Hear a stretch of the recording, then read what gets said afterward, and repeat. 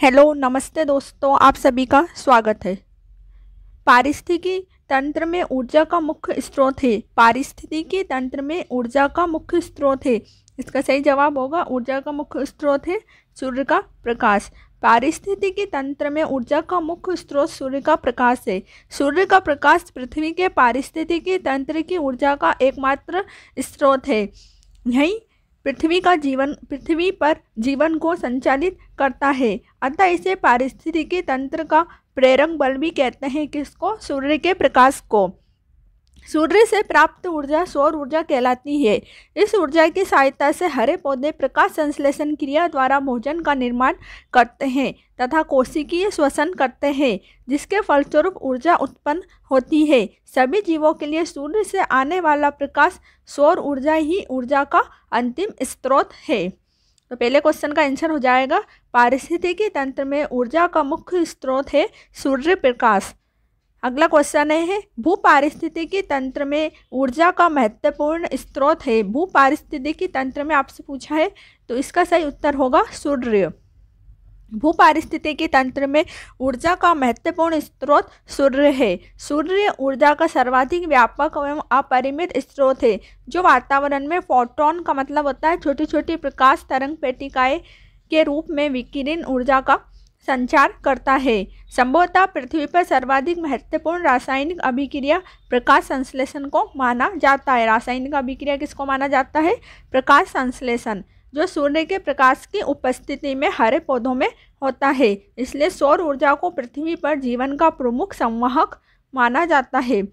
तो सही उत्तर हो जाएगा भू पारिस्थितिकी तंत्र में ऊर्जा का महत्वपूर्ण स्रोत सूर्य है। अगला क्वेश्चन है किसी खाद्य श्रृंखला में शाकाहारी होते हैं। शाकाहारी कौन होते हैं? किसी खाद्य श्रृंखला में शाकाहारी कौन होते हैं? तो इसमें आ जाएगा शाकाहारी होते हैं प्राथमिक उपभोक्ता। प्राथमिक उपभोक्ता शाकाहारी होते हैं। किसी खाद्य श्रृंखला में शाकाहारी प्राथमिक उपभोक्ता होते हैं। प्राथमिक उत्पादक हमेशा कौन होते हैं? हरे पौधे। और प्राथमिक उपभोक्ता कौन होते हैं? शाकाहारी। और उत्पादक क्या करते हैं? क्लोरोफिल की सहायता से प्रकाश संश्लेषण की क्रिया द्वारा भोजन का निर्माण करते हैं।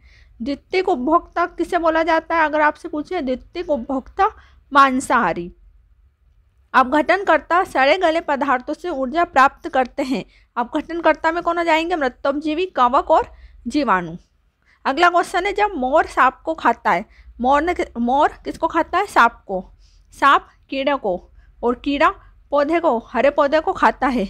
तो मोर का पोषण तल बताना है कि मोर का पोषण तल क्या है। तो मोर क्या कहलाएगा? खाद्य पिरामिड के शीर्ष स्थान पर आएगा। जब मोर सांप को खाता है, मोर किसको खा रहा है? सांप को। सांप कीड़ों को और कीड़े हरे पौधे को। तो मोर का पोषण तल खाद्य पिरामिड के शीर्ष पर होगा। यहाँ मोर है, मोर ने किसको खाया? सांप को। सांप ने किसको खाया? कीड़े को। वो कीड़े ने किसको खाया? पौधे को। अगला क्वेश्चन है जब एक जीव लाभ लेता है बगैर दूसरे सहवासी जीव को प्रभावित किए तो कहलाता है। जब एक जीव लाभ ले रहा है लेकिन वो दूसरे जीव को भी प्रभावित नहीं कर रहा है तो इसे हम बोलते हैं सहभोजी। क्या बोलते हैं? सहभोजी। सहभागिता या सहभोजी यहाँ दो विभिन्न जीव जातियों के बीच एक ऐसी अंतर क्रिया होती है जिसमें एक जंतु को तो इसका संबंध से लाभ होता है किंतु दूसरे जंतु को कोई हानि भी नहीं होती। उदाहरण के लिए गैस्ट्रोपोड।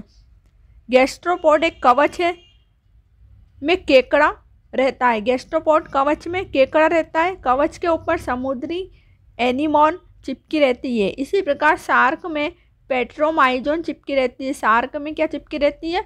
पेट्रोमाइजन। गैस्ट्रोपोड किस में रहता है? केकड़ा। और वेल में क्या रहती है?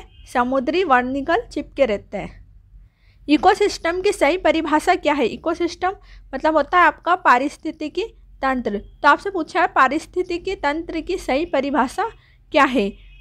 तो इसका सही उत्तर होगा जीव समुदाय और वातावरण का संतुलित तंत्र। जीव समुदाय और वातावरण का संतुलित तंत्र हमारा पारिस्थितिकी तंत्र कहलाता है। जीव पारिस्थितिकी तंत्र एक प्राकृतिक इकाई है जिसमें एक क्षेत्र विशेष के सभी जीवधारी पौधे, जानवर, अणु जीव शामिल होते हैं, जो कि अपने अजैव पर्यावरण के साथ अंतर क्रिया करके संपूर्ण जैविक इकाई बनाते हैं। इस प्रकार पारितंत्र अन्योन्य आश्रित अवयवों की एक इकाई है जो एक ही आवास को बांटते हैं। पारितंत्र आमतौर पर अनेक खाद्य जाल बनाते हैं जो पारिस्थितिकी तंत्र के भीतर इन जीवों के अन्योन्य आश्रय और ऊर्जा के प्रभाव को दिखाते हैं, जैसे तालाब, वन आदि। अगला क्वेश्चन है, जो शाकाहारी जंतु भोजन के लिए हरे पौधों पर निर्भर होते हैं उन्हें हम क्या बोलते हैं? शाकाहारी जंतु भोजन के लिए हरे पौधों पर निर्भर होते हैं तो उन्हें हम बोलते हैं प्रथम चरण उपभोक्ता। इससे पहले भी हमने पढ़ा था प्राथमिक उपभोक्ता मतलब वही होता है प्रथम चरण उपभोक्ता। टिड्डा, मेंढक, पौधे, शाकाहारी जंतु, मांसाहारी जंतु खाद्य श्रृंखला में सूर्य के प्रकाश से अपना भोजन का निर्माण करते हैं। खाद्य श्रृंखला में ये लोग क्या करते हैं? सूर्य के प्रकाश में अपने भोजन का निर्माण करते हैं, उसे उत्पादक कहते हैं। भोजन निर्माण सूर्य के प्रकाश में कौन करते हैं? उत्पादक। जैसे पेड़ पौधे, जीव जंतु इन उत्पादकों से अपना भोजन प्राप्त करते हैं, उसे प्रथम श्रेणी का उपभोक्ता कहा जाता है। पेड़ पौधे तथा जो जीव इन उत्पादकों से अपना भोजन प्राप्त करते हैं उसे प्रथम श्रेणी का उपभोक्ता कहा जाता है। जैसे घास पारितंत्र में टिड्डा प्राथमिक उपभोक्ता है, घास को खा रहा है टिड्डा, टिड्डा यहाँ पे प्राथमिक उपभोक्ता है। जो जीव इन प्रथम श्रेणी के उपभोक्ता से अपना भोजन प्राप्त करते हैं उन्हें द्वितीय श्रेणी, टिड्डे को जो खाएगा उसे बोलेंगे द्वितीय श्रेणी उपभोक्ता। अगला क्वेश्चन है, जैविक समुदाय में प्राथमिक उपभोक्ता। जैविक समुदाय में प्राथमिक उपभोक्ता किसे कहा जाता है? तो जैविक समुदाय में प्राथमिक उपभोक्ता शाकाहारी। जैविक समुदाय में खाद्य श्रृंखला इस प्रकार होती है। जीव के समुदाय की बात करेंगे तो उत्पादक, फिर शाकाहारी, मांसाहारी, फिर अपघटक। इस प्रकार जैविक समुदाय में प्रथम उपभोक्ता कौन होता है? शाकाहारी। पारिस्थितिकी तंत्र में प्राथमिक उत्पादक जलीय पारिस्थितिकी तंत्र, विभिन्न प्रकार के शैवाल, वन पारिस्थितिकी तंत्र, बड़े बड़े वृक्ष, झाड़ियाँ तथा शाकीय पौधे, घास स्थल, विभिन्न प्रकार की घासें एवं जंगली छोटे शाकीय पौधे, फसल, उपस्थित फसल के पौधे। मतलब हमने यहाँ पे बात करी है पारिस्थितिकी तंत्र के प्राथमिक उत्पादक में जलीय पारिस्थितिकी तंत्र आ जाता है जिसमें विभिन्न प्रकार के शैवाल, वन पारिस्थितिकी तंत्र आ जाता है जिसमें वृक्ष, झाड़ियाँ, शाकीय ग्रासलैंड आ जाता है जिसमें घास स्थल आ जाता है। उसके बाद जंगली छोटे शाकीय पौधे जिसमें फसल आ जाती है। यह हमारा पारिस्थितिकी तंत्र में आ जाता है। किसी पारिस्थितिकी पारितंत्र में तत्वों का चक्रण क्या कहलाता है? पारितंत्र में तत्वों का चक्रण क्या कहलाता है? जैव भू रासायनिक चक्र। जैव भू रासायनिक चक्र कहलाता है। सभी जीवों को मुख्यतः 4 तत्वों की आवश्यकता होती है: carbon, oxygen, nitrogen, hydrogen. Carbon, oxygen, nitrogen, hydrogen ये तत्व वातावरण से जीवों और जीवों से वातावरण में स्थानांतरित होते रहते हैं। जीवमंडल में विद्यमान ये चक्र जैव भूगर्भीय रासायनिक चक्र या पोषक चक्र कहलाते हैं। अगला क्वेश्चन है, खाद्य श्रृंखला के परस्पर समूह को कहा जाता है। तो परस्पर समूह को कहा जाता है, क्या कहा जाता है? तो खाद्य जाल कहा जाता है। खाद्य श्रृंखला के परस्पर समूह को खाद्य जाल कहा जाता है। इस श्रृंखला में कारक एक सीधी कड़ी के रूप में नहीं जुड़े होते बल्कि सभी एक दूसरे से परस्पर संबंधित होते हैं, जाल में संबंधित ये होते हैं। निम्न में से कौन सर्वाधिक उत्पादक पारिस्थितिकी तंत्र? सर्वाधिक उत्पादक पारिस्थितिकी तंत्र कौन सा है? तो इसका सही जवाब होगा उष्णकटिबंधीय वर्षा वन सबसे अधिक उत्पादक पारिस्थितिकी तंत्र कहलाता है, क्योंकि इस प्रकार के वन विषुवत रेखा के आसपास पाए जाते हैं। ये हमारी पृथ्वी है, यहाँ पे हमारा ये विषुवत रेखा है, तो इसे हम भूमध्य रेखा और 0 डिग्री अक्षांश भी बोलते हैं, यहाँ पर पाए जाते हैं। परिणाम स्वरूप इस क्षेत्र में पर्याप्त वर्षा, पर्याप्त तापमान होने के कारण पारिस्थितिक तंत्र के उत्पादन के लिए आदर्शता यहाँ पर उत्पन्न हो जाती है। पर्यावरण की परिभाषा क्या है? तो पर्यावरण की परिभाषा में एबायोटिक और बायोटिक, जैविक और अजैविक दोनों घटक आ जाते हैं। अगला क्वेश्चन है, किस प्राणी को किसान का मित्र कहा जाता है? तो किसान का मित्र केंचुआ। किसान का मित्र केंचुआ। केंचुआ को क्या कहा जाता है? क्योंकि नीचे की मिट्टी को ऊपर की सतह तक लाने का कार्य करता है, जिससे मिट्टी अधिक उपजाऊ हो जाती है। अगला क्वेश्चन है, कौन द्वितीय श्रेणी का उपभोक्ता है? यहाँ पे आपसे पूछा है द्वितीय श्रेणी का उपभोक्ता। तो दूसरी श्रेणी का उपभोक्ता आपका आ जाएगा सांप। हाथी, बकरी प्रथम श्रेणी उपभोक्ता है, सांप द्वितीय श्रेणी उपभोक्ता है, जबकि शेर तृतीय श्रेणी उपभोक्ता है। अगला है कृत्रिम वर्षा के लिए मेघ बीजन के लिए प्रयुक्त रसायन है।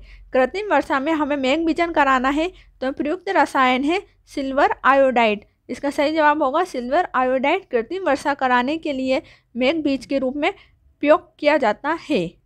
अन्य मृत जंतुओं पर निर्वाह करने वाले प्राणी को कहते हैं। मृत जंतुओं पर निर्वाह कौन करते हैं?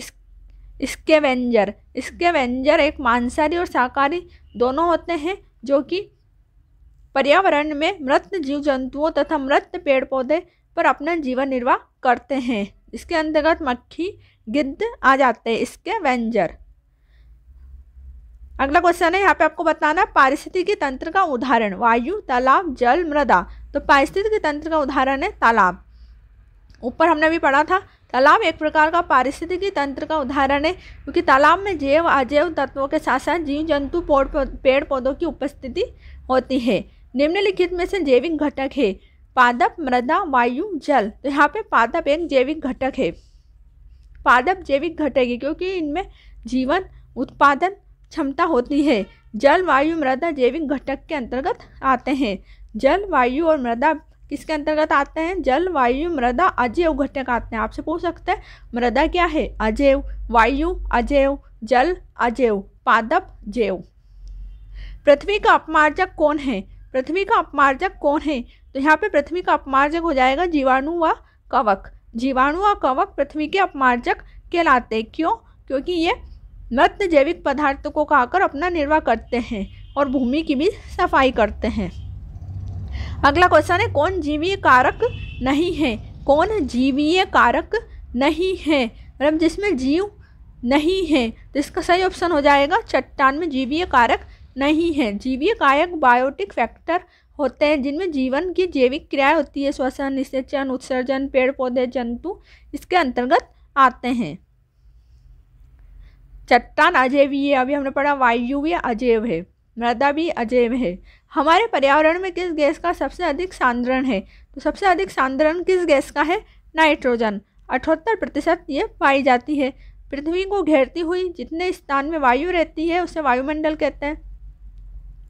वायु के निचले भाग में क्षोभ मंडल, उसके ऊपर के भाग में समताप मंडल, इसके ऊपर के भाग में आयन मंडल। वायुमंडल में पाए जाने वाले गैसों का सांद्रण नाइट्रोजन 78%, ऑक्सीजन 20.95%, जिसे हम 21% बोल देते हैं, argon 0.93%, carbon dioxide 0.03%, neon 0.0018%, hydrogen 0.001%। अगला क्वेश्चन है, यदि एक मेंढक टिड्डे को खाता है, मेंढक किसको खा रहा है? टिड्डे को, तो ऊर्जा का स्थानांतरण होगा। ऊर्जा का स्थानांतरण कैसे होगा? प्राथमिक उपभोक्ता से द्वितीयक उपभोक्ता को, क्योंकि यहाँ पे टिड्डा ने घास को खाया। घास क्या है? हमारा उत्पादक। टिड्डा हमारा क्या है? प्राथमिक उपभोक्ता। मेंढक क्या? हमारा द्वितीयक उपभोक्ता। तो मेंढक द्वितीयक उपभोक्ता द्वारा टिड्डे प्राथमिक उपभोक्ता को खाने पर खाद्य श्रृंखला में ऊर्जा का स्थानांतरण प्राथमिक उपभोक्ता से द्वितीयक उपभोक्ता की तरफ होगा। हमारे पर्यावरण को बचाने के लिए 3 प्रकार के आर हैं, जिसका अर्थ आपको बताना है। कम उपयोग करो, पुनः चक्रण करो और पुनः संरचना करो। कम उपयोग, पुनः चक्रण, पुनः संरचना। Reduce, recycle, reuse. Reduce, recycle, reuse. मानव पर्यावरण संबंध एक खालिस्तान संकल्पना है। तो कैसी संकल्पना है? मानव पर्यावरण संबंध एक धनात्मक संकल्पना है। निम्न में से पृथ्वी पर कौन सा पारिस्थितिकी तंत्र सबसे बड़ा है? सबसे बड़ा पूछा गया है, तो सबसे बड़ा पारिस्थितिकी तंत्र है समुद्र। अगला क्वेश्चन है, ह्यूमस निर्माण में कौन सहायक है? ह्यूमस के निर्माण में सहायक कौन है? उत्पादक, अपघटक, उपभोक्ता। तो इनमें आ जाएगा सभी। अगला क्वेश्चन है, किसी खाद्य श्रृंखला की प्रथम कड़ी सदैव हरे पादप होते हैं क्योंकि वे सूर्य के प्रकाश में वायुमंडलीय CO2 को स्थिरीकृत करते हैं। पर्यावरण जागरूकता बढ़ावा देने के उद्देश्य से निम्नलिखित में से कौन सी प्रतियोगिता का आयोजन किया जाता है? तो इसमें आएगा Green Olympiad. Green Olympiad. Green Olympiad का आयोजन किया जाता है। इसका आयोजन TERI The Energy and Resources Institute द्वारा किया जाता है। पर्यावरण अपघटन के कारण उत्पन्न होने वाले परिणामी खतरों में शामिल है। तो परिणामी खतरों में बाढ़ एवं सूखा। पर्यावरण अपघटन के कारण उत्पन्न होने वाली परिणामी खतरों में शामिल है बाढ़ एवं सूखा, जिसके कारण क्या होगा, जलवायु में परिवर्तन के कारण प्राकृतिक आपदा उत्पन्न होती है, सूखा, बाढ़, अत्यधिक वर्षा। अगला क्वेश्चन है, इनमें से कौन सा एक पर्यावरण समस्या नहीं है, पूछा है। जल का विनाश, जल का संरक्षण, वनों की कटाई, भूमि अपरदन। जल का संरक्षण पर्यावरण समस्या नहीं है। स्कूलों में पर्यावरण के प्रति जागरूकता लाने हेतु छात्रों की मानसिकता में बदलाव लाने हेतु कौन सी रणनीति कारगर सिद्ध होगी? तो कौन सी? पाठ्यक्रम में बदलाव, गैर शिक्षक रचनात्मक क्रियाकलाप को शामिल करें। छात्रों में पर्यावरण के प्रति जागरूकता लाने के लिए, उनके मानसिकता में बदलाव लाने के लिए सबसे उपयुक्त रणनीति है छात्रों के पाठ्यक्रम में बदलाव। उन्हें गैर शैक्षिक गतिविधियों में मतलब भ्रमण के लिए भी ले जाया जाए। पर्यावरण के अंतर्गत आते हैं, तो पर्यावरण के अंतर्गत क्या क्या आते हैं? पेड़ पौधे जीव जंतु तो आते हैं, उसी प्रकार रिश्ते नाते, संस्कृति, मकान, सड़कें, पूजा स्थल सभी इसी के अंतर्गत आते हैं। इनमें से कौन सा मानव पर्यावरण एक घटक नहीं है? तो नहीं है, धर्म कोई मानव पर्यावरण घटक नहीं है। अगला क्वेश्चन है, पर्यावरण और सामाजिक सांस्कृतिक पर्यावरण के बीच अंतःक्रिया का उदाहरण है। तो अंतःक्रिया का उदाहरण है वनों की कटाई, शिकार, निर्माण कार्य सभी। ऊर्जा का पिरामिड कैसा होता है? हमेशा आपको याद रखना, ऊर्जा का पिरामिड हमेशा सीधा होता है। ऊर्जा का पिरामिड हमेशा सीधा होता है, आपको ध्यान रखना है। एक पोषण स्तर से दूसरे पोषण स्तर पर ऊर्जा का कितना भाग स्थानांतरित होता है? तो एक पोषण स्तर से दूसरे पोषण स्तर पर हमेशा ऊर्जा का 10% भाग स्थानांतरित होता है।